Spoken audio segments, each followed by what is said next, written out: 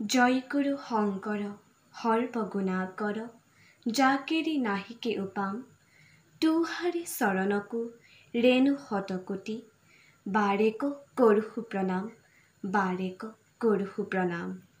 মহাপুৰুষ শ্ৰীমন্ত শংকৰদেৱৰ জন্ম ১৪৪৯ খ্ৰীষ্টাব্দত নগাঁও জিলা বৰদোৱা আলিপুখুৰীত হৈছিল। তেখেতৰ পিতৃৰ নাম কুসুম্বৰ ভূঞা আৰু মাতৃৰ নাম সত্যসন্ধ্যা আছিল। সৰুতে তেখেতৰ মাতৃৰ মৃত্যু হোৱাত আইতা খেৰসুতীয়ে তেখেতক ডাঙৰ দীঘল কৰিছিল। বাল্যকালত মাক দেউতাকক হেৰুৱাৰ বাবে তেখেতে নিজ ইচ্ছাৰে খেলা ধূলা কৰিছিল।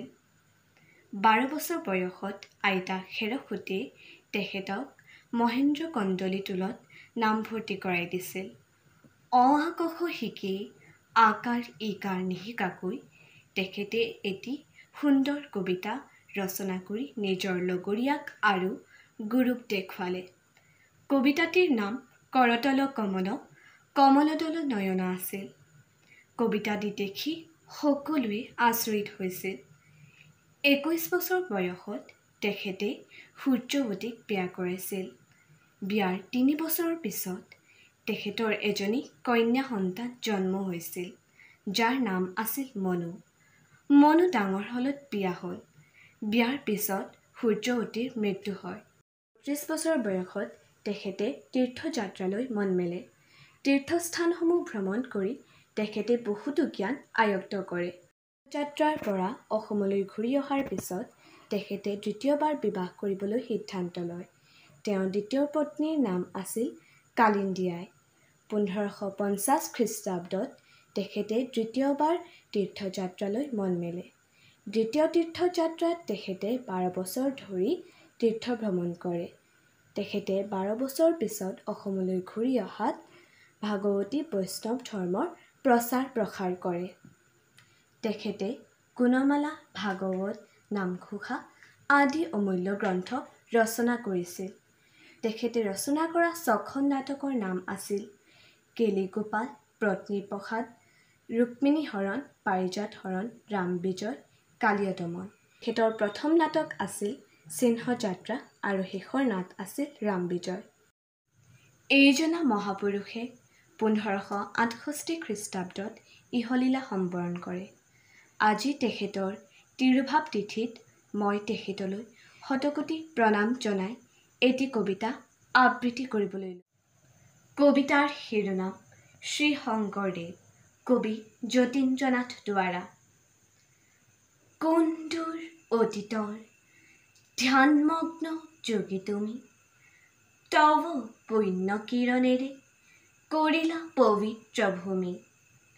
নিৰলে বজাই বীণ কোন কবি কাননত, স্বৰ্গৰ বাতৰি আনি দিলা দেও মৰতত।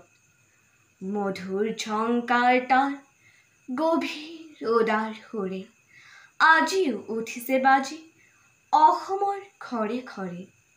যি বীণৰ সুৰেৰে প্ৰেম মন্দাকিনী ধাৰা, অসীম সাধনা বলে নমালা স্বৰ্গৰ পৰা।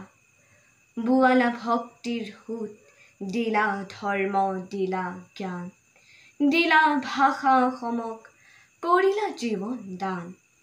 তোমাৰ জীৱনী দেৱ লিখেনে সাহিত্যকাৰ, গোটেই অসম ভূমি বিস্তৃত জীৱনী যাৰ। অসমৰ ৰীতি নীতি, অসমৰ সদাচাৰ, অসমৰ ধৰ্মভাৱ, অসমৰ ব্যৱহাৰ, সকলোতে তুমি দেৱ সজালা নতুন সাজে। তোমাৰ গৰিমা গীতি হৃদয় হৃদয় বাজে। তোমাৰ নামৰ ধ্বনি গাঁৱে গাঁৱে সবাসত উঠিছে আকাশ ভেদী কীৰ্তনৰ প্ৰসংগত। শংকৰ আমাৰ গুৰু উলাহতে গাই গান, দি আহি বিহুৱানে নৱ বৰষৰ জান। বেদ উপনিষদত বাচি বাচি ফুল তুলি কত যতনেৰে দেৱ গাঁঠিলাই মালা ধাৰি। ক্ষুদ্ৰ স্বাৰ্থ ভিন ভাৱ আঁতৰাই সৰু বৰ, পিন্ধালা ধৰ্মৰ মালা সকলোকে আদৰ। জ্ঞানী ভক্ত কৰ্মবীৰ অসমৰ ৰত্ন তুমি অশেষ যতনেৰে সজালা জনম ভূমি তোমাৰ সাজকে পিন্ধি জননীয়ে উলাহত নিজকে চিনাকি দি হাঁহি হাঁহি জগতত ধন্যবাদ।